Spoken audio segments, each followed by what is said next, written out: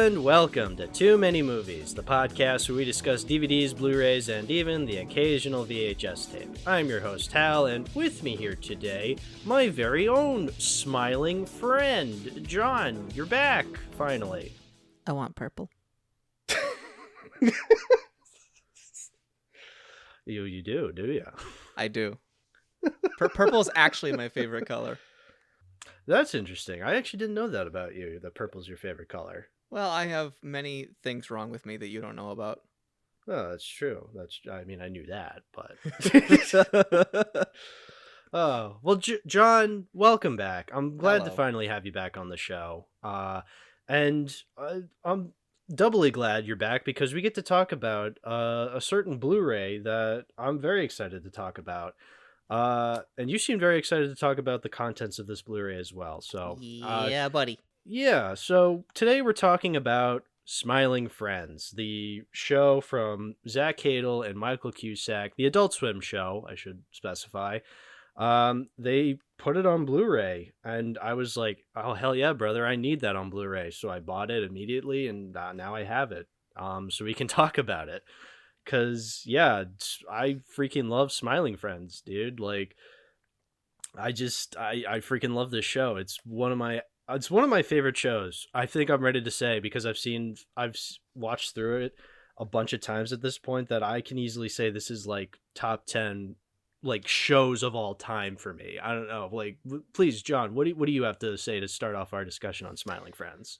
I think it's up there. I just want to preface that I'm going to wind up just talking in circles. So whatever I say now is going to be pretty much what I say for the rest of the podcast, just on repeat. But so to me, Smiling Friends is not an incredible show. It is not above amazing show or whatever. But what's good about it is literally just that it's good, and they actually tried to make it good, and that's a fucking low bar. But that's kind of where we are now. But it's like, I don't know, Smiling Friends. It's so simple, and it's so, compared to where Zach Hadel came from, the insane over the top stuff on the internet. It's like it's almost a little underwhelming, but it just. I don't know. It's just so simple and just so nice that it's just, I don't know. It just comes out the gate just freshly baked. It's just, it's not super spicy. It's just nice. Yeah. No, I agree. Yeah, no, I definitely wanted to start our conversation off with talking about how, like, I realized like looking back, Zach Hadel, Psychic Pebbles, like that corner of internet animators was hugely influential on me growing up. Like, I remember, like, I have memories of you and me like watching their stuff like way back in high school, and I've realized like a lot of that sense of humor is what kind of molded my sense of humor. So the fact that Smiling Friends then eventually now exists is just kind of a miracle. It's just like, wow. We made it. Finally. Yeah. He finally got something on television after television died, but whatever. Yeah, well, Well, the fact that he made it, so I guess we should start off by saying, like, yes, I remember us watching, like, which I realized, because I feel like we used to watch Hellbenders. When I realized, like, there weren't that many Hellbenders cartoons from way back in the day. I think, like, no, Appaloosa was, like, the main one, Yeah, it's really just that one, the ice cream one, and the Christmas one. And I remember being at the beginning of class, we were watching the Christmas one, and just as the teacher is like, all right, everybody settle down, is when it goes, get away from my husband. I just clipped the shit out of the mic there, sorry, but like I remember that, and like that's all you heard in the room. Yeah. And one of our other friends who we didn't really know was into this stuff yet was like, I know what that is. It's like it was that weird time where like you could have a short little animation, and then you could go to school and everyone knew it. Everyone had seen it. I mean, which is cool. To this day, I quote even though this is an Oni NG cartoon, I quote the Sixons all the time. Or like I quote, I guess in Appaloosa, I quote the fucking pedophile tree that's just like, you have nice titties for a little boy, which is a terrible thing. God. Which is a terrible thing to quote. But don't look up the work print of that episode. It's even worse. Yeah, but that was the kind of sense of humor we had back in high school. But that's the thing with Psychic Pebbles. Like he has such a not only does he have a unique voice, literally, because I've never heard anybody who has the voice of Zach Hadel. He has a unique sense of humor that goes along with that voice, so it like really sticks in your mind. Yeah, it's very manic.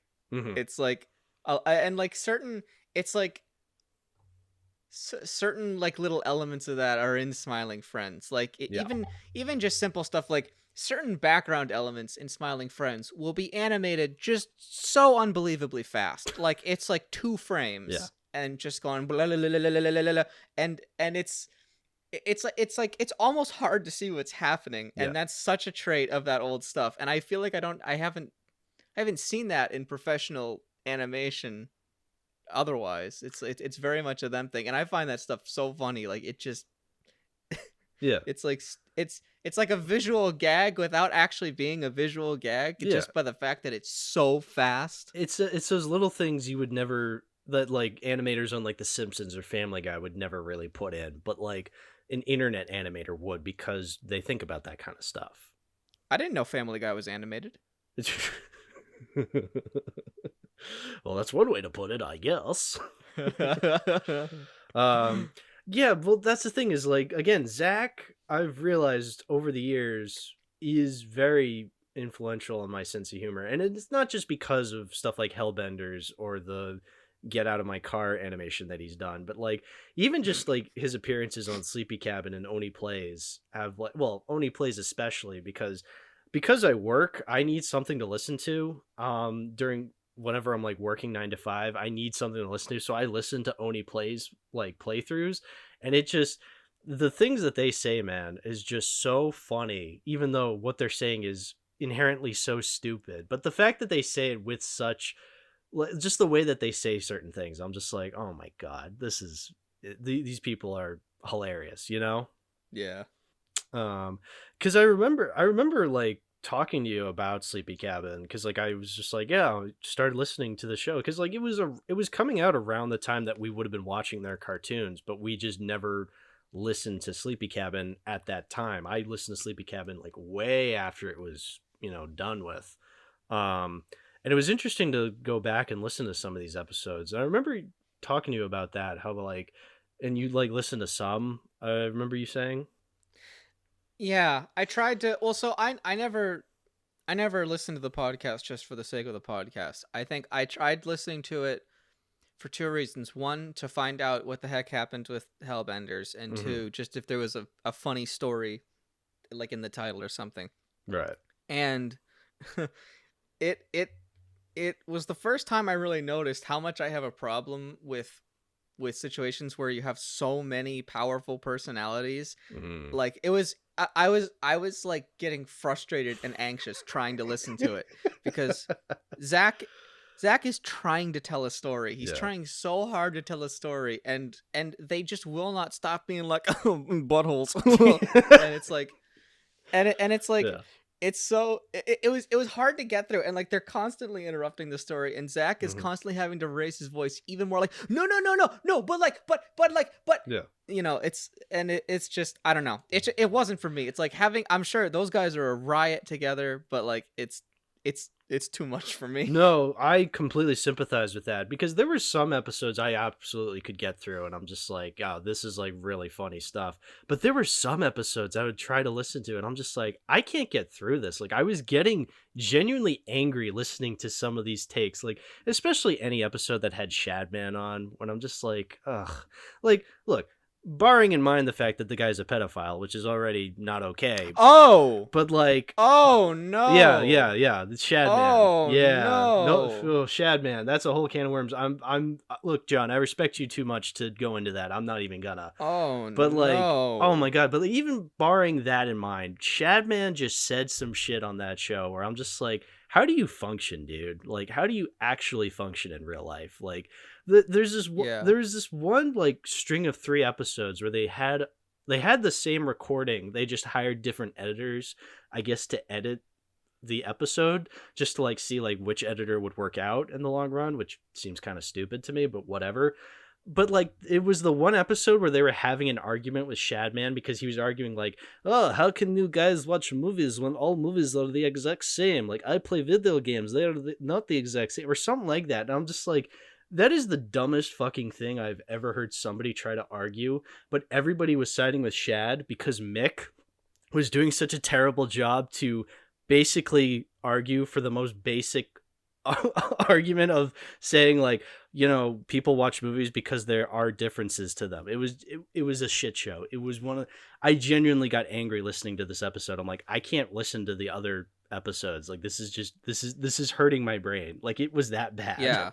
Like, and now you see, you wouldn't think that pedophiles would have bad takes. Well, but you know, look, suffice it to say, Sleepy Cabin did get messy, admittedly. That's why I prefer Oni Plays. Like, I feel like that is, you know, you get these people like Chris, like Zach, like Corey, actually getting in pretty decent conversations. Like, they still talk about dumb shit, but like, I don't know, I feel like they're trying to fine tune things. Like, they're actually doing something while they're having a conversation, like gameplay. Like, that's the thing. I never in a million years would have thought I would actually get something out of a gameplay channel because I'm not much of a gamer, but I just love these guys and their personalities so much that like, I don't care what game they're playing. I just want to hear them discuss whatever bullshit they have on their mind. So you can definitely tell on Oni Plays they're not as messy as they were on Sleepy Cabin. Like, they're a little more mature. They understand a little more how to carry a conversation. I'm not saying they're perfect at it. Because they're distracted by the game. That's why. I'm not saying they're perfect. Look, Corey is still a dumbass, but like, you know, Corey in Sleepy Cabin era was wild, whereas Corey is endearingly stupid in Oni Plays era. I love Corey. I will defend Corey. I have no idea who Corey is. Oh, I guess you never made it to any episode he was on.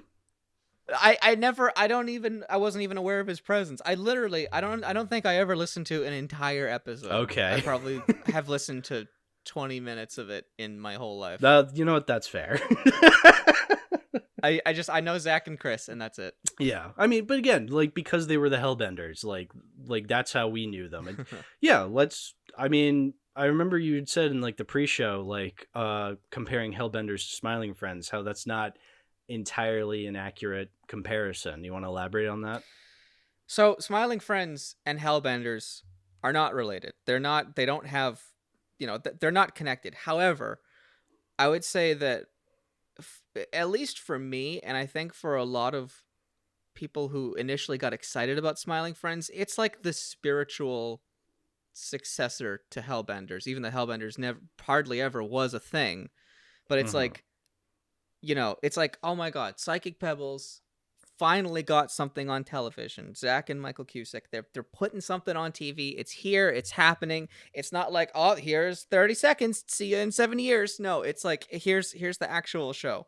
And I feel like even though they're not related, I think, I don't know, I always think under the hood that Smiling Friends is what Hellbenders had to become, because Hellbenders as a long form show doesn't work.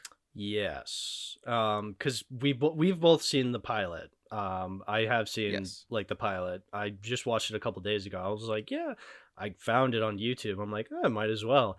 And I was underwhelmed for sure. I mean, a lot of it is kind of in the animatic stage where like it's not fully animated. Like, it starts off fully animated, but then it kind of turns into just storyboards. And some of the jokes were funny. Like, it's basically like a spider takes control of Zach's body and just, you know, possesses him. Like, that's comically absurd.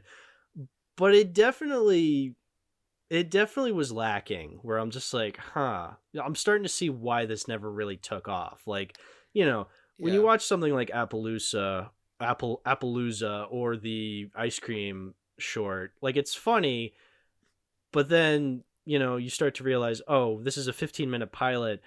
we have to spend 15 minutes with Zach and Chris doing their like voices. Like, it's just like, oh, that doesn't really Yeah. translate well to 15 minutes, does it? No. I think okay, so Hellbenders doesn't work as long form. I think part of that is how they approached it. And Yes. I understand how they approached it. If you had done a whole thing that was exactly like Ice Cream or Appaloosa, like where it's just insanity and nothing makes sense, and it's just like it's not even really trying to tell a story, Mhm. that could have worked. I think at that time that would have been successful. The way that they approached it, and again, I totally understand why they did it this way, is they had to be like, all right, let's actually try and tell like a 3-act story and all this. And in order to do that, they had to dial back all of the Hellbenders elements to such an extreme that, like, you know, like Zach in that episode is just, his character is just totally sympathetic. Like, Yeah. he's you totally empathize with him, and it's like, he's great. But that's not Hellbenders Zach. It's just not. Yeah. Like watch the Christmas episode and then watch the leaked pilot. Tell me that's the same character. It's just not. Yeah. And I think that's a big part of the problem. It's like everyone sees Hellbenders and they're like, "Oh my god, I need a show of this." And we wanted a show of that. And the problem is they did not make a show of that. No. They made a show with that, but not of that. Right. And I mean, I think that the pilot has some banger moments. Some of the voice acting is so stupid. Like, my favorite is always, "You've never spoken to me like that before." I love that so much. Brother. And also, I don't know if anyone picked up on this, but there's like a continuity error where they constantly call each other brother and father, like both to each other, and I wonder if that's like some joke about how bugs. Yeah, is that mate? some? I don't know. Is that some like fly incest joke? I would not put it past Chris O'Neill to make that joke. Like, honestly, It probably is. I thought that was the point where he's just like, "You're my son," and he's just like, "Brother." Like, I thought that was the point. Was that he was just kind of making it up as he goes along. I don't know if anyone picked up on that, but I don't know. But yeah, but like, and let's not beat around the bush. Part of what made Hellbender so funny is that it was pretty ableist. Like, it was implied that these two guys have something going on. Yeah. And like, yeah. Had they fully indulged in that probably wouldn't have aged very well. But where it's vague enough in the original cartoons, it's like, it can be hilarious. And yeah, you know, they had to have a duo with these two characters, and they have to be different, because in the original they're not really that different except for their color and height. Yeah, you know, they're pretty much the same character. Exactly. You know, that's a good point. They made Zach the straight man, and they made Chris the, you know, Chris. And Zach, I mean, I think they went the right way with that, but like, again, I can see too much humanity in Zach. I don't want humanity in Hellbenders. Those little beady eyes have no soul. You're trying to give them a soul. Right, exactly. It doesn't work. Yeah. And I feel like, you know, it's like, oh, Smiling Friends has two friends as the lead, and it's made by the same people, and it's not actually the same thing. But I think you can't help but compare Pim and Charlie to Zach and Chris.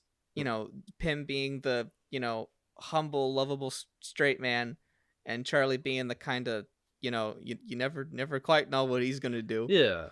Well, that's the genius of Smiling Friends, in my opinion, is that I feel like both characters can be the straight man in any situation, but they can also be like the actual like comedic strength of the situation. Like, I don't know. I feel like they're just working together. They're kind of like blending together, and I feel like that's what makes it so much fun to see these characters. Yeah. I think what we also have to keep in mind is that Hellbenders and Smiling Friends are very different because, well, like Smiling Friends was not co-created by Chris. Like, you know, Zach moved on with a different person to co-create the series with, and that was Michael Cusack. Yeah, and I'm sure that has a huge impact on why it was toned down and pulled into a more cohesive direction, rightfully so. And Michael Cusack's main character, Pym, I love him. Like he's so grounded and charming, but he has room to go nuts. And I know we keep saying like, oh, this is Psychic Pebbles' show. It's not. It's Zach and Michael's show. But if you approach it from the past, the Hellbenders lens, Pym is like such a foreign character to anything that Zach has been involved in. Like a truly empathetic character, we only really got there with Zach in the leaked pilot. But like Pym is a fully realized, wonderful little guy, and it's like, you know what it almost is? The fact that all the old stuff was always up on 10 all the time. Is that like it was so funny because you went from not watching it to watching it, and then a minute and a half later you were like, oh my god, that was a ride. But you need someone like Pym to like be at the bottom so that when he does do like something crazy, it's like, whoa, okay, we have that headroom to deal with. Yeah. So I think we've gone on long enough with like the stuff that kind of like predates Smiling Friends. I feel like we should. Well, yeah, why don't we actually get into the actual Smiling Friends? So that being... Let's do it. Yeah, so I guess we'll start with the pilot, that being the Desmond's Big Day Out, I think it's called, which was... It premiered in 2020. I think, was it like an April Fool's thing, or was it like later in April? I don't remember, but like it premiered as like a pilot, as like Adult Swim was like, oh, do you guys want to see more of this? Now, granted, the fact that Psychic Pebbles was putting something out on Adult Swim, absolutely, there would have been a group of people saying, like, I want to see more of this. Even if the pilot sucked, I would have wanted to see more of Psychic Pebbles on Adult Swim. So, but what works is that it's an actually good pilot. Like, I think it actually, like, gets these characters right off the bat, while also getting, like, what the show is about right off the bat. Because it shows like what these characters do in their everyday lives, and like what a smiling friend is, like what is this show about, but also just showing off that like this is a show that is just basically an excuse for any and all jokes to happen. You know what I'm saying? Yes. And I feel like a really smart thing that they did was to do the pilot where it's like, it's just a normal day at work. They're going and doing their thing. And there is the complication that they fail. Yeah. And Charlie's like, all right, I don't know how to do this. We got to go back and sign some paperwork and just make sure this is all good.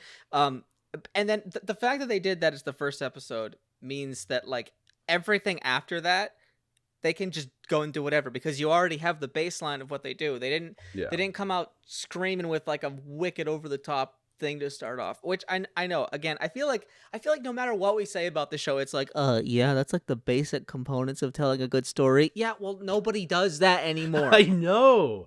You know, well, it's like, and honestly, I think even just the animation is indicative of that, because it feels it's organic and it's not ugly. Oh yeah. It's like so much adult animation, it's like the lines are all really thin and all the colors are equally saturated and there's no separation between the background, and it all just feels too, I don't know, it's too sharp, it's too whatever. And it's also very template and everything. And Smiling Friends is anything but template, because there's hardly two characters that look remotely the same, and you can tell a couple times when they're doing some like modern cheats, but it never feels super rig based, like a lot of adult animation these days, or even like Family Guy. Like Family Guy is just so incredibly lazily animated, and I feel like a lot of adult TV is like, okay, what if we did Family Guy, but also everything was like 10 times uglier? Yeah. Well, that's the thing with like the stereotype of like, you know, adult animation being like Family Guy clones. It's never about the animation. They're just like, oh, we just want cartoon characters to say fuck. It's like, no, like that's what I love about like Smiling Friends, is that, you know, the animation has thought put into it, you know, like the designs of everything. It is crass humor in a cartoon setting, which is like, oh, that's not normal, which it is. You know, there is also thought put into not just the humor, but the animation as well. Mhm. Yeah, it's just, and like you said, like we don't see a lot of basic stuff being put into storytelling anymore. You're absolutely right, No. because like I remember when I first watched this pilot, this was around the time, this was like early to mid 2020. Like I remember in like late 2019 there was like there'd been like a couple of like other YouTuber pilots that had premiered. I don't know if you remember when like Has Been Hotel or Hell of a Boss premiered their pilots. Like No. In fact, honestly, for a while, I didn't even realize that they were two different shows because they look so similar. I know. But, it's that. Yeah, I could talk in circles forever about all the ways that style makes me feel a little uncomfortable. But, Yeah. I never saw any of that. I did. It's like, So and that's the thing is as well. Like, Smiling Friends doesn't feel like a YouTuber like Succession thing. Mhm. It just is a thing, and I think from what I have seen of like Hell of a Boss and Has Been Hotel, I feel like their style is trying to tap into that. It's almost like, this is gonna sound really weird, but I see elements of My Life as a Teenage Robot in them, and My Life as a Teenage Robot was tapping into retro stuff, and I feel like those shows are tapping into Teenage Robot, which is then tapping into the old stuff, kind of like a telephone game of yeah, style. it's a game of telephone and animation styles. Yeah, Yeah, I think I see kind where you're of. coming from. Yeah. And I think, Yeah. that's totally cool. I love stuff like that. But Smiling Friends kind of reminds me of like the old Simpsons, where everything is like, it's a little rough. It kind of looks like it was drawn on a not so even surface, you know. Oh yeah. But it's also kind of flipped, because like early Simpsons, the colors are all really saturated and really dark. A lot of the early Simpsons episodes are like literally just visually dark. Oh yeah. And Smiling Friends is very light and bright and very pastel, which I normally don't like, but it's and if you look, there's a guy who did a comparison of that, for some game they've reanimated an old Simpsons episode segment where Homer is in like a chocolate paradise. Yes. And he compares the differences, where like how the new one is so much more restricted and constrained. Oh. And Smiling Friends is in that old kind of loopy style, and even in the background, everything, and it's weird. It's cute. Yes. Smiling Friends is cute. It has a wonderful visual appeal. I didn't put this in my notes, but I thought it almost looks like kids animation.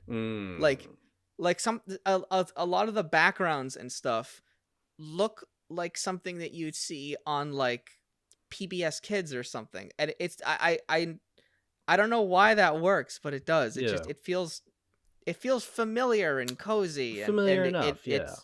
and it's a good setting for the insanity to happen. Yeah, exactly. Yeah, the reason I brought up Has Been and Hell of a Boss is because I feel like at that time there was like this idea that people were just like, oh, like YouTubers can do more than just YouTube. They can make pilots.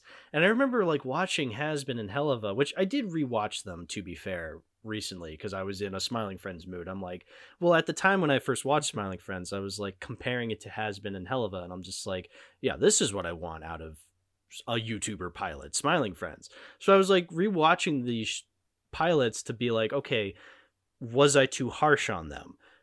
To be honest, no.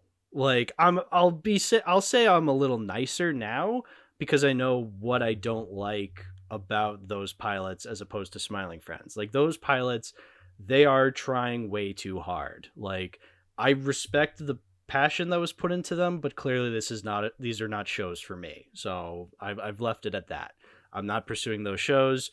And also it's kind of hard to watch Has Been Hotel without thinking of that Verbalace video that was making the rounds recently. So The what?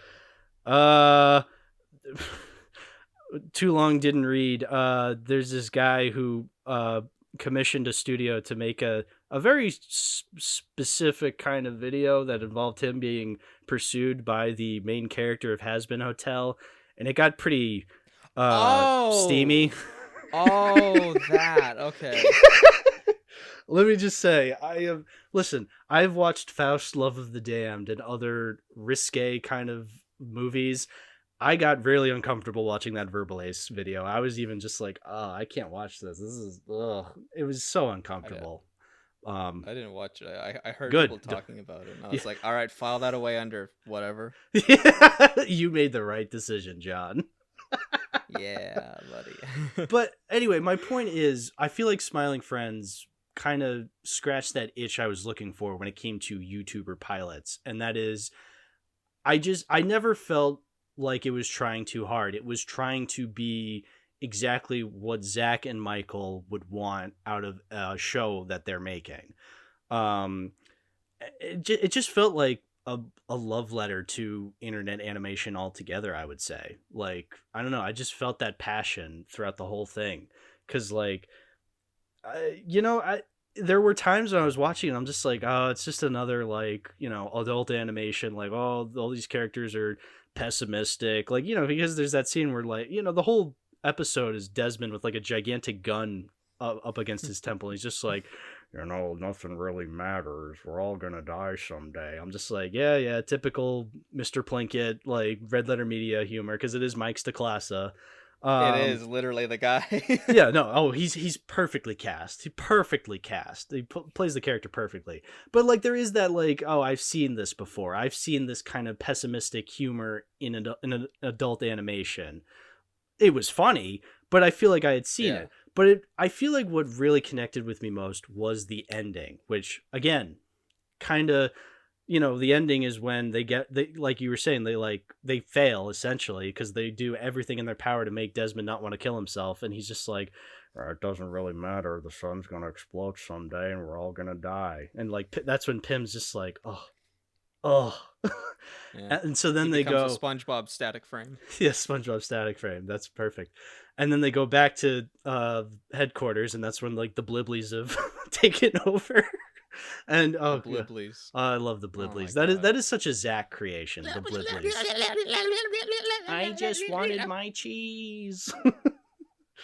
But what I love about that is that Desmond does end up shooting one, and Charlie's just like, you had to do it, man. You had to do it.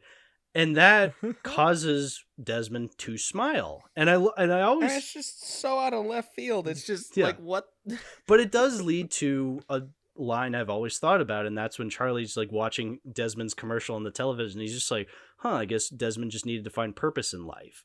And it's like, yeah, like, the show wasn't trying to be like Rick and Morty or like these other pessimistic, nihilistic adult animation cartoons. Like, yes, it has elements of nihilism in there, but at the end of the day, it comes to the conclusion that, like, oh, well, I mean, you can still find passion in life. Like, life may be rough, but as long as you find purpose, like, there's always something there. Like, I don't know. And it never... The main thing I want to make clear is that it never preaches to the audience that. Like, it just kind of shows it pretty matter-of-factly. And I've been listening to some, like, interviews with Michael and Zach. Listen to the Create Unknown podcast episode because it was like this podcast episode they did like a couple weeks after the show had actually premiered. And they were and one of the main things they talked about was, like, they're not trying to be up on a soapbox with this show. Like, if you as an individual find meaning in it, that's you finding meaning in it. Like, they're not trying to preach anything specific to the audience. They just want to tell jokes. And I feel like that's something really important. Like, a lot of shows and movies or something are always kind of caught up in what the meaning of them is. And I feel like they get a little too caught up in that. You know what I'm trying to say? Like, you ever feel that when, like, I think so. They're trying way too hard to have a meaning rather than just being, like, rather than just existing. Like, it's so caught up in, like, having a point that, like, it tries way too hard and becomes way too obvious. And you're just like, well, what's the point of me watching this? Like, you're pretty much just spoon feeding this to me. Like, I don't want to watch that. Yeah, and I think I've noticed that mostly in shows where they start off without that. They start off very much in the, like, random whatever kind of stuff. Oh yeah. And then they suddenly turn around and they're like, oh crap, we have to give it. It's like like modern trashy sitcoms where like every Yeah. character is terrible and mean and deplorable and they all hate each other, and then there's the last episode when people are getting married and having babies and saying goodbye, and it's like, oh, I love you guys. It's like none of this was in the show. Yeah. None of these characters had any of these redeemable qualities, and now it's like, oh, we've been on this incredible journey. Have we? Yeah. Have we really? Oh, yeah. You know, and again, Smiling Friends is doing like the bare minimum of telling a good story. Yeah. And that's where the bar is at. Which is not to say that Smiling Friends is like, oh great, you passed the participation test. But like, you know, it's I don't know. It's good. Here's the thing. Smiling Friends has some cynicism in it, but not only does it have like a nice hopeful ending, its own existence is hopeful. Oh, yeah. Because a lot of like just shows out there, period, are cynical in their existence. Yes. And the fact that Smiling Friends is not is just kind of wonderful. Oh, yeah, no. Well, the cynicism in Smiling Friends, I realized, like, while watching the show, like, that's the point. Like, you know, it's just so then by the end of it, you can have that hopeful ending. Like, that's why, like, you know, in Desmond's Big Day Out, yes, you have the Mike Stacklasa stand-in, like, with a gun to his head for the entire episode. But it leads to the ending where he no longer has the gun. He's found purpose in life. Like, again, that's such a small thing, but the fact that they were able to do that while also telling really funny jokes is impressive. Like, the fact that they can just do that, like, that's we shouldn't be asking that as a lot, but they did it. And the fact that it like stands out among a sea of not that's kind of a problem. But I feel like, you know, now that we've started to realize that, maybe we can start to siphon through the crap a little better, you know? Maybe, but, you know, then Wile E. Coyote gets thrown in the trash, and we'll never know if it was good or not. So, you know, it's like, it's like, so it's a miracle if anyone actually bothers to tell a story in the first place, and then it's a miracle if it ever gets released. Right. So, again, the fact that Smiling like, Friends is on HBO Max, well, that was never guaranteed. Why do you think I bought this on Blu-ray? Exactly. Why do you think I downloaded it from totally legitimate sources? Yeah, exactly. Totally legitimate. Yeah, I mean, well, also they just put the pilot episode up on Twitter. Well, so. that's the other thing. So I just want to mention this. I not only did I watch through the show all the way in its entirety, I watched through its entirety with commentary from Zach and Michael, because that comes on the Blu-ray. That's like the one special feature on the Blu-ray, which, you know, it's kind of lacking, but like the fact that they have that is just impressive enough. And you know, Zach and Michael are two very interesting people. Just hearing them talk about these episodes, that made up for the fact that that's the only special feature on the Blu-ray. But that's the thing they bring up a lot as a joke. They're just like, yeah, thanks for listening to our commentary that you guys definitely are watching on the Blu-ray and not 1, 2, 3 movies or something like that. Like, they understand that, like, you know, this was going to happen. I mean, that's how I watched this show when it first came out, not through, you know, well, I did watch it through totally legal means, of course, through Adult Swim, of course, absolutely. But, you know, like, that's how it had the Adult Swim logo on it. Of course it was legit. Yeah, exactly. You can't fake that. Yeah.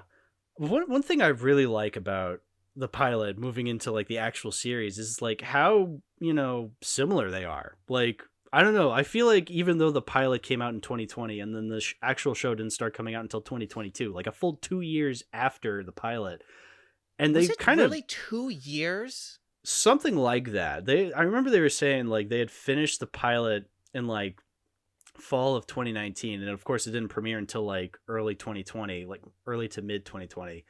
But then the show didn't start premiering until January of 2022. Jeez. Yeah, because they then, after the pilot was a huge success, everyone watched it and they're just like, yes, we want more of this. That's when Adult Swim was like, all right, season 1, let's go. And so then they spent like the next year and a half like making season 1, I guess. And so yeah, and then we get into the actual show, like the first episode of the actual show being the Mr. Frog show episode, which I love the Mr. Frog episode. Hello. I've been watching Jimmy Fallon clips on YouTube. Hello.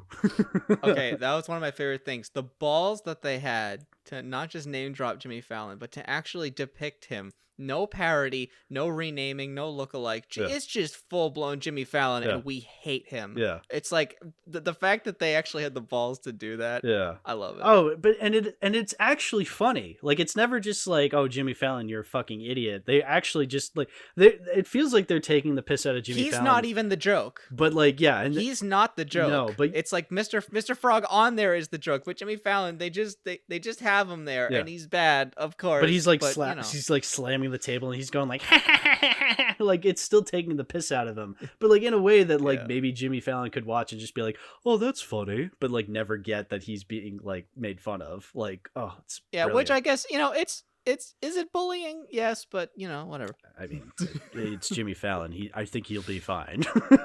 I guess so. I mean, So but and I also I feel like because a lot of shows are like, oh, cancel culture is a thing now. We got to make an episode about it, and they make an episode where Charlie is consistently talking as if that's what this is, but that's not what this is. Because Mr. Frog is like fucking dangerous. Yeah, but I feel like the show is never trying to take a stance on that. It's just showing. No, it's just showing the stages that would happen with that, and like. Yeah, it's just showing Zach's internal monologue and regret for all of the horrible things he made in the past. Yeah. Again, don't look up the Appaloosa work print. Yeah.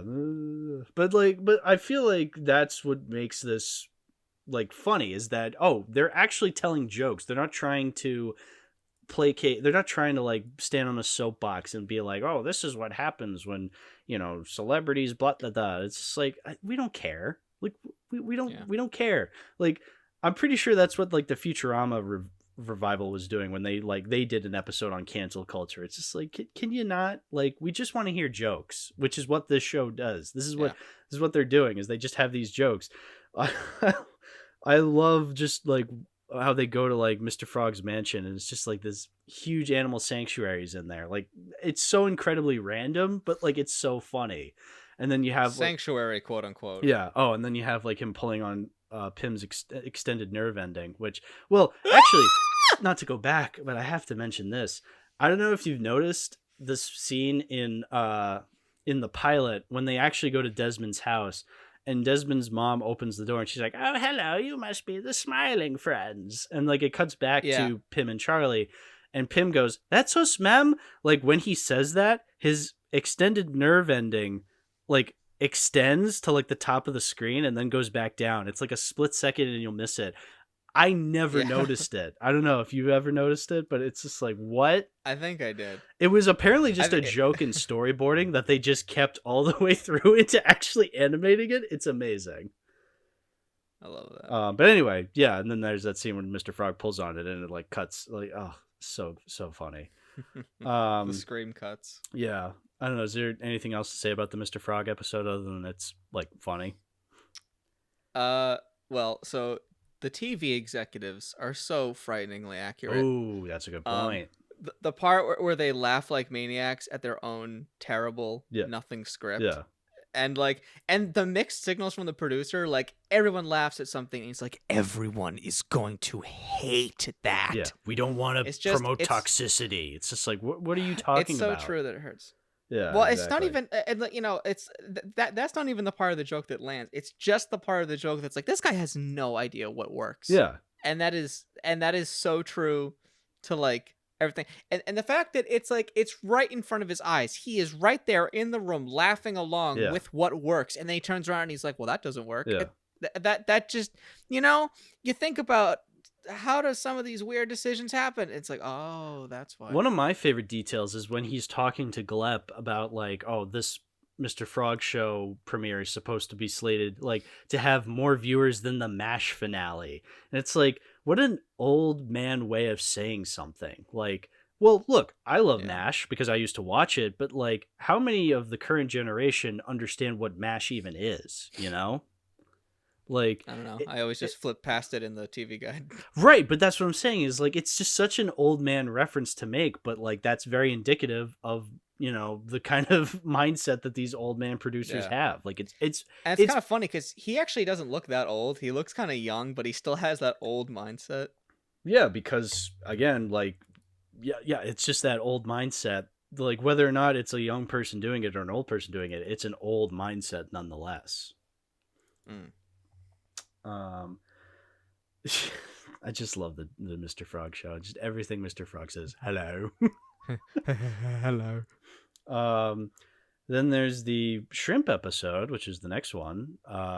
Which is kind of my favorite. Really? You love the shrimp episode the most? I don't disagree. I love that episode too. I love it. It is very good. I love shrimp. I mean, because he's voiced by David Firth, Salad Fingers. But like, it is open. Like, how do I look, yellow man? You look like you're gonna tell your friend not to come to school tomorrow. Like that scene is just so good. I love that. Well, and also the sunlight part when Charlie's like, let's get these blinds open. Yeah. Okay, let's maybe not do that. Yeah. What I also like about this episode is the way that Pym is written, about how he's like trying to he like realizes like, oh, Shrimpina, like she's actually kind of cool. I like, and like kind of hijacks her as his date. That's something I want to talk about with Pym is like, I feel like in any other show, Pym, because he's like the most positive character, would be written to be unlikable. Like, because he's like toxically positive. You know what I'm trying to say? Like they try to whether either that or he would just be genuine and all the other characters would just crap on him mercilessly for no reason. Right. But I feel like this show knows how to write Pym properly, where like, because like his positivity might come across as fake, or like, he might come across as the most toxic character because he's so positive that like it becomes like not real. But I feel like the show understands the kind of positivity that he like enables, like the kind of like, he still comes across as super likable. Like, I'm rooting for Pym, even though what he is doing is kind of horrible, but he understands that it's horrible, which is why, like, by the end, his guilty conscience gets the best of him and he decides to do the right thing. Now, granted, it didn't matter because that wasn't Shrimpina, but like he was still had the right mindset by the end. And the fact that a Psychic Pebbles show of all things can have a positive message about being yourself and you'll find love. Yeah. How did Smiling Friends pull this off? Yeah. How? It's like the ending is obviously a joke. You're not supposed to take it seriously, but like you can take it seriously if you want, and it works somehow. Somehow it works. Wait, you're a 4'6" shrimp with a receding hairline who's into Mouse Quest? You're literally everything I've ever wanted. Mouse Quest, man. Yeah. Don't worry, Pym. I'll cheer you up. Da-da-dee-da-doo, da-da-dee-da-da-doo. Which, by the way, Smormu! Smormu, voiced by Chris O'Neill. So we got that Chris O'Neill into there. Yeah. It's like, I love how Smormu is like a parody of forced memes, while itself is kind of in that being a forced meme. Yeah. But then it is kind of successfully a meme. Oh, yeah. I love Smormu, which I know I shouldn't love Smormu, but I love Smormu. It doesn't matter. He ends up dying anyway. Yeah. But you're absolutely right. He was meant to be a parody of like the Poochie character from Itchy and Scratchy. Like that kind of parody. But like in irony's sake, he still like translates well into being a beloved character. I agree. Yeah.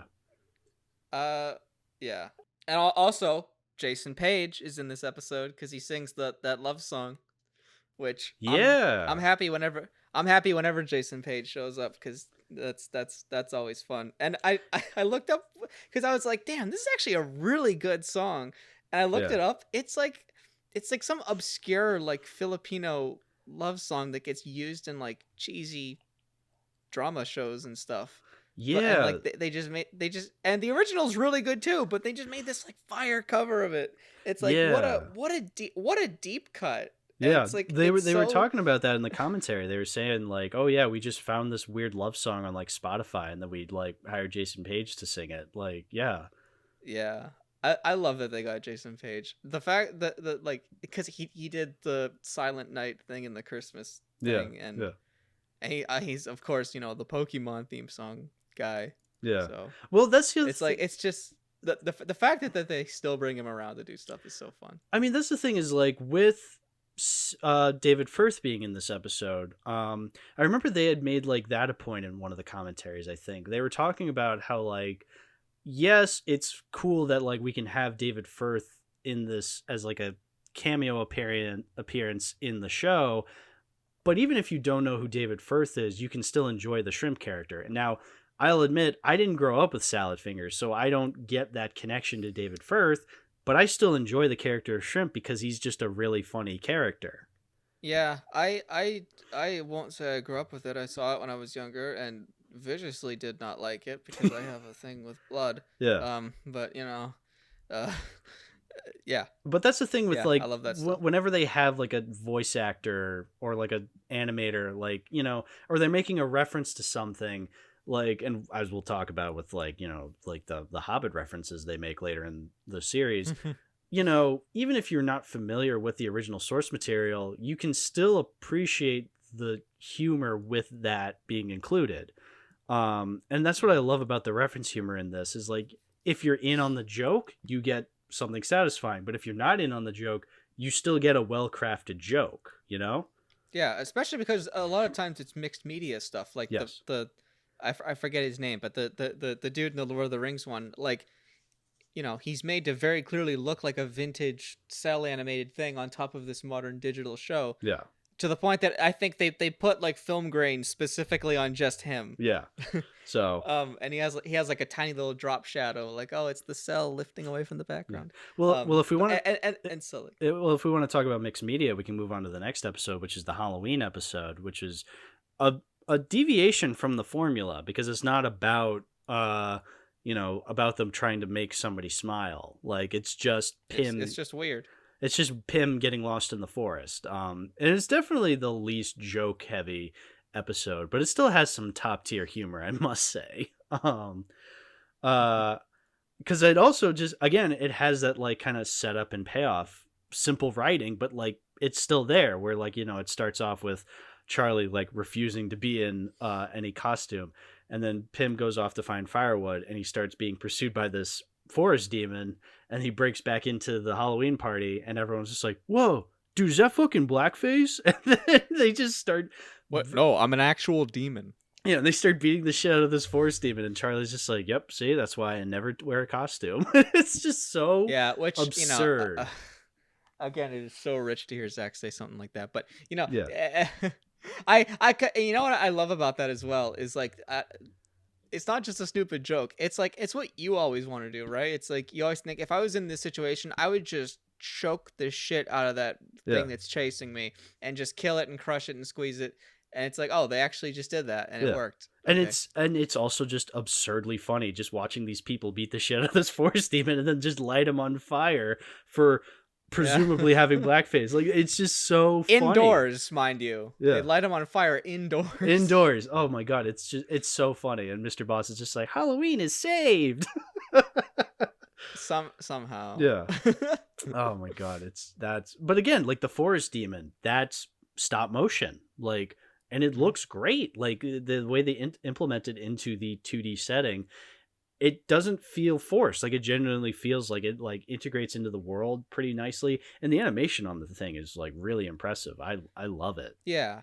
But even within the world, there's still subtle mixed media. Like the guy that is like, whoa, is that blackface dude? Yeah. Like he's rotoscoped. He's like real footage of a guy that they've just traced over. Yeah, exactly. Whereas everyone else is like animated from scratch, and even little things like that. Yeah. Oh yeah. No, I love that.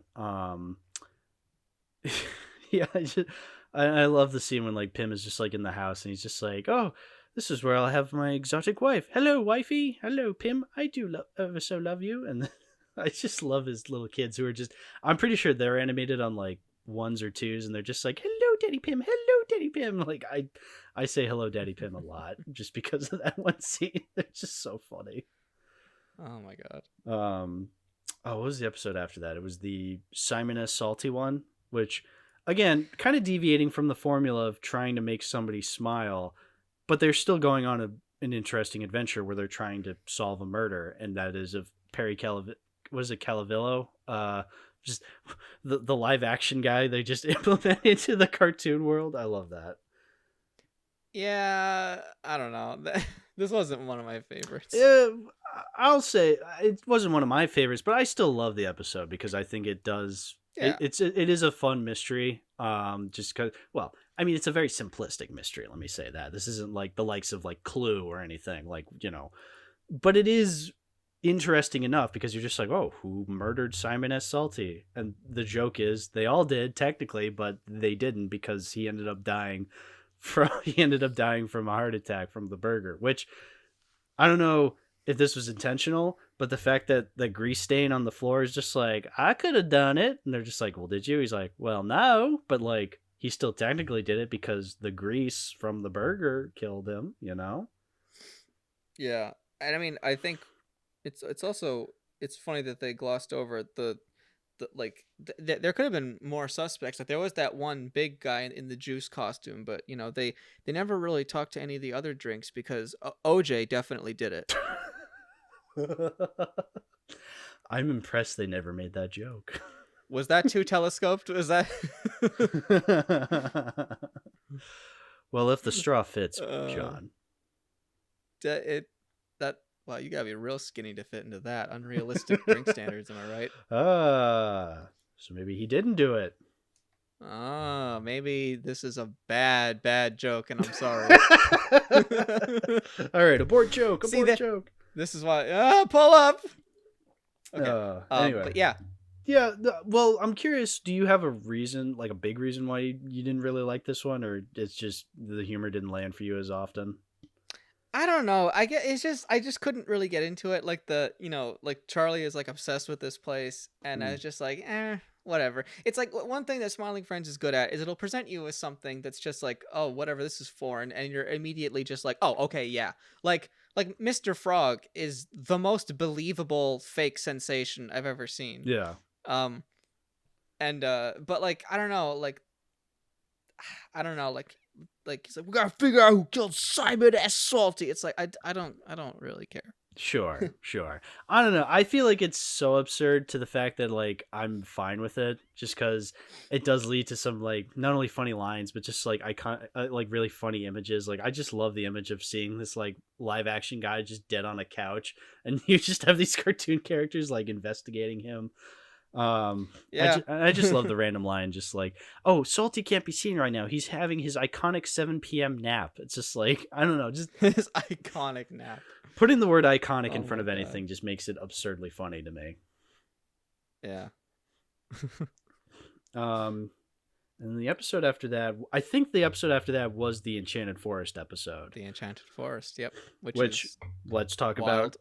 about Mip, the Hobbit character I think that was one of the biggest takeaways from this episode was Mip, who is animated by Harry Partridge, who was not only the voice of 3D Squelton, but the voice of the grease stain in the Simon S. Salty episode, and who is also a very famous who is a very famous YouTuber animator.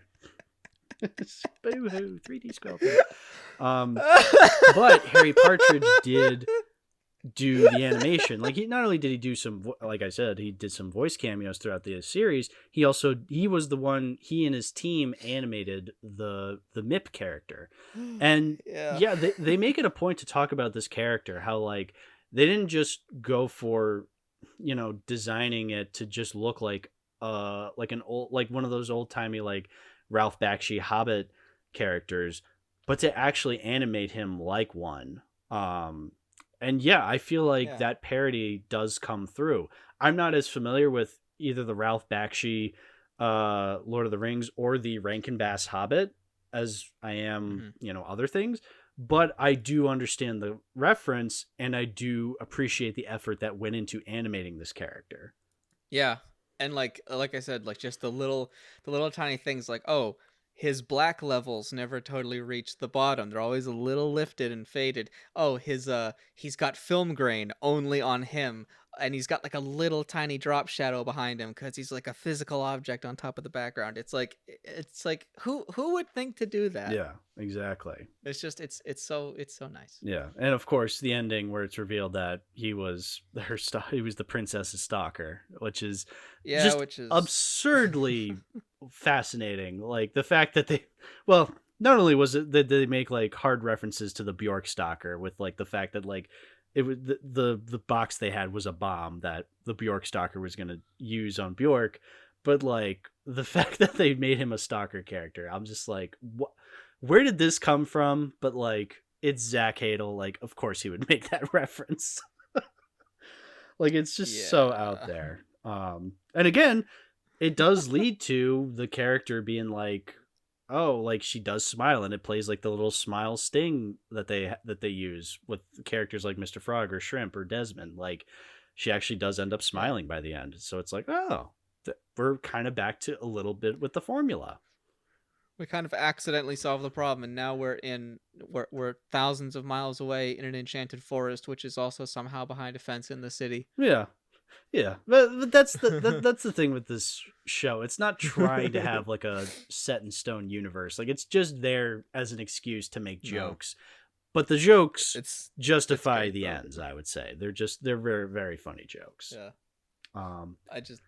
It's silly. Yeah, and again, Pim in this episode could easily come across as unlikable. How he's like he grows more and more jealous over Charlie. But he never does. Like, I understand Pim's frustrations. And again, yeah, he does end up killing Mip, but as it's revealed, Mip was like this demon stalker. So like, was anything really lost? I don't know. It's one of those episodes where it's like, wow, it's like, I usually hate the stuff where it's like, wow, that just happened, but this is like the ultimate wow, that just happened episode. It's like we kind of accidentally our way to the conclusion, and somehow it worked. No, you're absolutely right. Oh, like in any other show, this would be unfunny, but like they tweak it just the way where it does come across as funny. Yes. Can we move on to the Frowning Friends episode?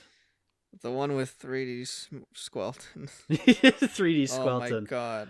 3D That's another example of where they just give you something that makes no sense. Yeah. And you don't know what it is. And they don't know what it is. Yeah. And it's just there. Yeah. And it's like, there's just this random big alien baby in the sandbox that talks like a proper Britishman who's just learned how words work. And it's like, what? There's a reason we made 3D Squelton like a prominent character on our Hunger Games streams for a while, just because he was, every time we brought on 3D Squelton, James and Villager, they would just be like, boo hoo, I'm 3D Squelton. Like everybody would quote it just because it's so absurd, but it's so funny. I love 3D Squelton.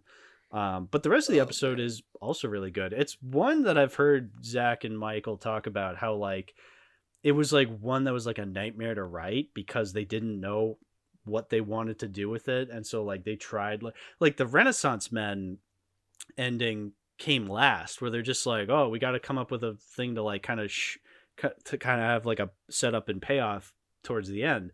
And that's when they came up with like the Renaissance Men. And I'm pretty sure the way they explain it, the conversation that Charlie and Pim are having at the very beginning is not technically Charlie and Pim. It's technically Zach and Michael having that conversation for the first time, and they just recorded it. And so like when you hear Pim talking, it's Michael out of character. Like it's actually just Michael talking, just like, well, who are the Renaissance Men? Like, I don't know if I don't know. I'm literally just reading it. It's like it's right here in front of me, man. I don't know. I mean, that just shows you like how good of voice actors they are, that like they can just have like a normal conversation and it just sounds so natural like that. And actually what's really funny is that because of the style that they drew those guys in, those actually weren't the Renaissance Men. Yeah, that's the big joke that I hear. That they weren't actually Renaissance Men. But I feel like that still adds to the absurdist comedy of it all. Like it's just like, of course they're not Renaissance Men, you know, like that's not the point. Like, but it just adds to it. I agree. It's all good. I also got to say, this is the episode where it finally clicked with me, where I'm just like, I think Mr. Boss may be one of my favorite characters in the show. Oh, really? Well, so here's the thing. When I first watched the pilot, Mr. Boss was probably my least favorite character. Not that I hated him, but like, it starts off with him just being like, "Oh, you guys don't mind if you..." the breastfeeding. The breastfeeding was a little much. Yeah, that was a little much. Yeah, it was a bit much. But like, I feel like throughout the show, I'm just like, "Oh, why is the boss character still here?" But like, he had little bits and pieces here. But by this episode, I was like, "All right, Mr. Boss." He won me over in this episode. Just the way he just had I don't know, just every line of his just filled me with laughter. Just the fact that he just got so jealous over frowning friends. And then when he like has that scene where he like imagines Warren Buffett, Mr. Peanut, and Ronald Reagan talking to him. Oh, yeah. Which one, the fact that Ronald Reagan's there, I 100% believe is just there because Zach loves making Ronald Reagan references. And he's just like, "Well, I have a really good Ronald Reagan impression, so I'm going to use it." It's like, okay, Zach, sure. But just seeing him like run like shirtless, like a la Die Hard with like a gun, and he's just like running up to like the frowning friends. That's just, I don't know. That scene, I'm just like, all right, Mr. Boss has won me over. He's one of my favorite characters in the show. Not my all-time favorite, but one of my favorites. Top 5, I'd say. Yeah, he's I don't know. He makes me uncomfortable. Yeah, I mean, I think it's the overly detailed big head. I can see, but I feel like that adds to it. It's the overly detailed big head, and also literally everything else about him. That's true. You don't know. You just don't know with him, and I think I like that. I don't want to know. But again, like the frowning friends, the fact that they're just like these pessimistic assholes. Again, reinstating the fact that like the show doesn't really have any stance on nihilism or anything like that. It's just showing these things as a matter of fact. And by the end, again, similar to the princess at the end of the Enchanted Forest episode, they end up getting the frowning friends to smile, and they play that little smiling friends stinger. So it's like, oh, we accidentally solved a problem, Somehow. Yeah, somehow. But it's just, again, like, it's not trying to stand on any soapbox. It's just telling jokes, and it does so flawlessly. Yeah. And then there's the Christmas episode, which when unfortunately Charlie dies and doesn't come back. Yeah, exactly. It's one of those Christmas episodes I have yet to actually watch around Christmas because they premiered it in January of 2022, and then we're watching it now in February of 2024, so I still haven't watched it in Christmas time, but I'll get there. Again, that's a great episode because it's just Charlie going on an adventure through hell. And it really just I feel like this is the episode where I really started to discover just how much of a good voice actor Zach is, because he plays like so many different characters in this episode. He plays obviously Charlie. He plays his grandmother who's in hell, who's just like for killing that rotten burglar. Yeah, exactly. And then he plays the devil. So I remember when the show had first premiered, people were saying like, "Oh, James Rolfe is in the finale," and I'm like, "Oh, who does he play?" Wait, and he a lot is? of people, yes. So the scene when Charlie goes to hell, like when the tree falls on him, and there's like that scene where like you see like all these like different clips of like stuff in black and white, like just, and like it cuts to like Mike Stacklasa for like a split second. It splits to James Rolfe for a split second, who's like upside down and the camera's in his face. You blink and you'll miss it. Like I didn't see it the first time.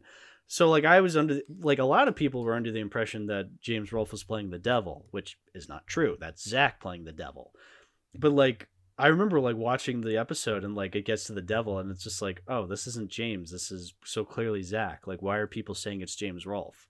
But yeah, no, but again, Zach Hadel playing the devil, and he does so really well. Like you can tell, that's the thing with Zach, is like you can tell when it's him playing a character, but he's such a good voice actor that you don't care. Like he has a way with using his voice to make different voices, essentially. Like, when I hear Zach, like when I hear Charlie talking to his grandmother, I know it's both Zach, but like I can still differentiate the voices enough that like I still see them as different characters, Yeah, he's great. Yeah, he's so good. you would think that he has a terrible voice. He can't be a voice actor. Oh, no. He's one of the most cherished. No, I agree. Like, that's the thing with Zach is, like, no matter what I hear his voice, like, whenever I hear his voice, like, even on Oni Plays, when he's just doing different voices as, like, jokes, like, it's funny because he is a genuinely good voice actor. Like, you can do voices, but you need to be a genuinely good voice actor. Like, there's a difference. Like, I do voices, but I'm not a good actor. So, like, I can just do impressions. I wouldn't even say I'm that good at impressions either. Like, I'm not. Like, I just do that stuff for fun.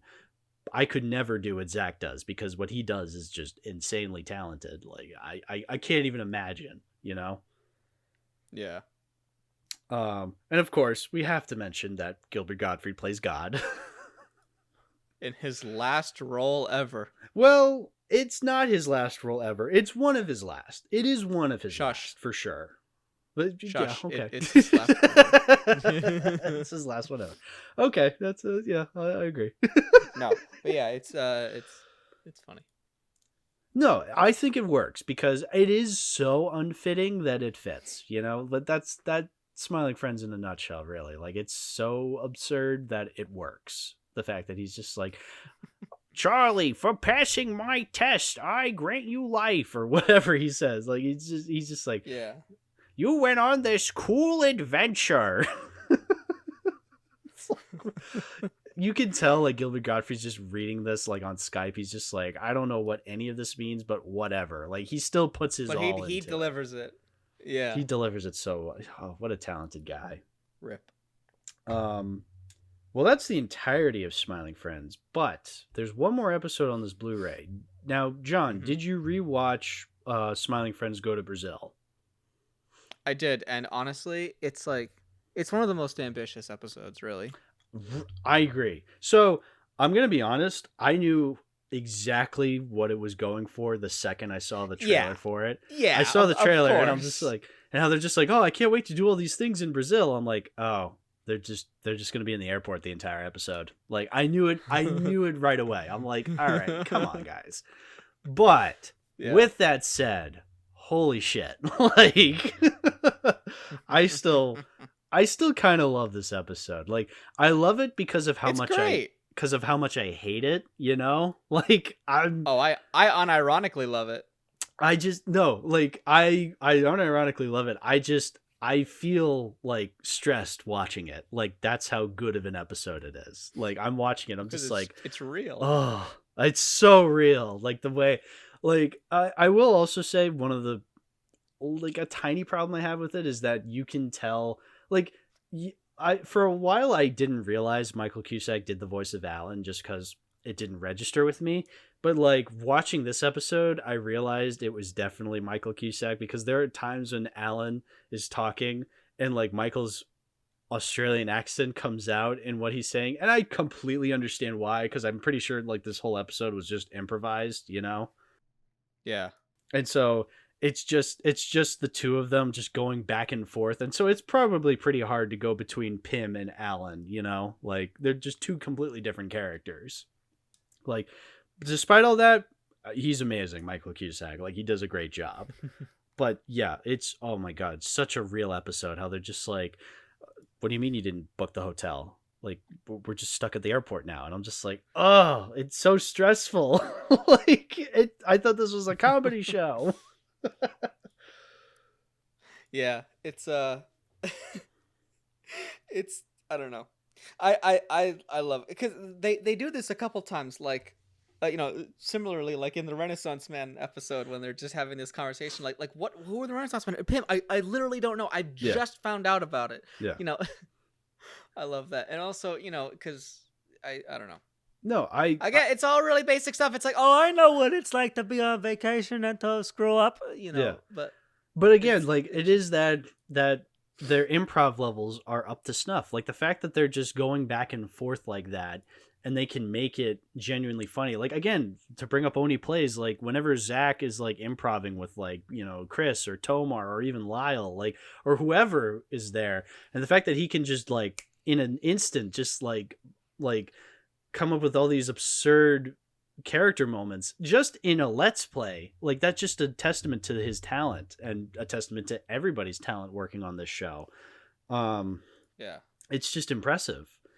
And yeah, just, oh God, just everything about this episode. I don't even think it breaks like it's just the four of them, like just like going from like, it's just moving along. Like it never cuts, you know, like it never cuts to a different angle. It's a oneer. It's an animation oneer. Yes. Animation oneer. Yeah. It's like, and I think also kind of what it is like, remember that period of SpongeBob that was like, bad. And they would consistently make, and they would consistently make episodes where it's like kind of nothing happens, and then they would do the trailer like, you won't believe the most amazing thing that's gonna happen. Will they finally reveal the? And you watch the episode, and it's like, Hi, Squidward. you know, it's like this feels like the best possible version of that, where it's like they advertise it as one thing, and it's so totally not that, but it's almost even better. Oh yeah, no, I know exactly what you're talking about. I remember when they were like hyping up that like, I think it was like Truth or Square episode of SpongeBob, and they're just like, see, all SpongeBob will be revealed. See, SpongeBob and Sandy get married, and then in the episode, SpongeBob at some point is just like, remember when Sandy and I got married, and then it just cuts to them like filming a TV show or something. Straight up lie. Yeah, they just straight up lie, and you're just like, is this supposed to be funny? What is this? Yeah, no, I know exactly what you mean, but yeah, no, Smiling Friends, controversial opinion, did it better. Yes, so it's a pretty good show. Yeah, it's a pretty good show. The hottest take of 2012. Yeah. Exactly.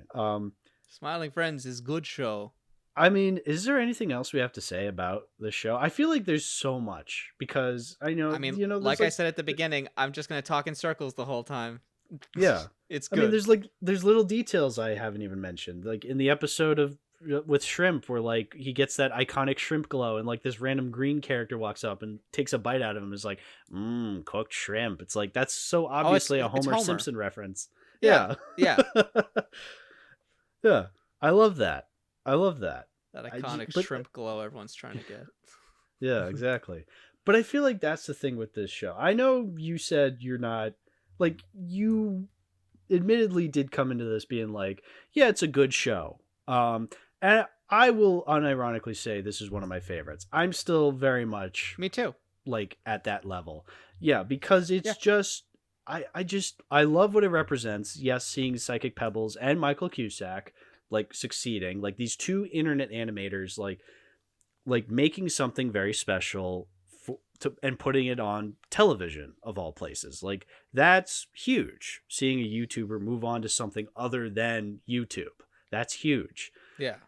But like, even just beyond that, just watching the show for what it is, forget that it's from these two creators that I've seen for years. Forget it's like, you know, on Adult Swim. Like, just forget, like, judging it as an actual show. I just think it's really funny. I've made jokes about it. I reference it all the time. It's a show that, whether or not we're going to get a season 2, I know people are saying we're going to get a season 2. I haven't seen anything about it. I think there's like been some like development, like I think at like some panel they showed some early stuff. I haven't seen any of that because I want to be genuinely surprised when that eventually does happen, you know? Yeah. I just looked it up. It has been officially confirmed that it's good. Yes. Yeah, I know season 2 is definitely coming. Whether or not it reaches the levels of season 1, I mean, or if it surpasses it, might as well. Like, you never know. I think I'll still respect what this season did, you know, this season of television, just because of what it represents and just how funny I find it. Like, it's just a very special show to me, regardless of what happens next, you know? Yeah. I was just trying to fact check this, and I found this picture, which is, what'd you find? The background is you might want to put that up on screen and zoom into the top right corner. It's top like right corner. Yeah. It's looking a little like the poster of Nothing But Trouble. So, well, oh god, John, I mean, you know, go ahead. I was gonna say, like I said at the beginning, I'm just gonna talk in circles about this forever. It's like it's good. Yeah. I like it. Yeah. It's comfort show, which I kind of need right now because I'm very tired. Yeah. Yeah. And that's all there is to it. You know. No, I agree. So I'm gonna say it. I'm going into this episode. I knew I was gonna keep this Blu-ray just because I love the show. Like we were saying, it's under Warner Brothers, so like who knows how long it'll be on Max for much longer. So I need it on Blu-ray just so then I can prove, hey, it actually happened. You know. So I'm keeping this Blu-ray. It's real. Yeah, John, I highly recommend this Blu-ray if you ever need it. Like it's I will at some point. Yeah, I highly recommend it. It is very bare bones because again, the only special features are those commentaries, but those commentaries are gold in it of themselves. Like they are so worth it. I believe it. Yeah. So, well, John, we did it. We talked about Smiling Friends. We did it. Among other things, but mostly Smiling Friends because we love that show. So, we do. John, now's the part of the show where you get to shout out your stuff, dude. Where can people find you? They can find me in bed because I'm tired. No. They can find me on Twitter at jhrocks, JHRAWKS, and on YouTube at John Hayes, which it's a little hard to find, but I'm there, I swear. And that's me. Yeah, all your links will be in the description as usual, dude. I'm so glad you're back to talk about Smiling Friends. This was great. So thank you so much for coming on today, dude. And with that, hello, thank you for watching. Hello, thank you for watching. Hello, thank you for watching. Hello, thank you for watching. Hello, thank you for watching. Hello, thank you for watching. Hello, thank you for watching. I just wanted my cheese. All right, bye-bye, everybody. bye-bye.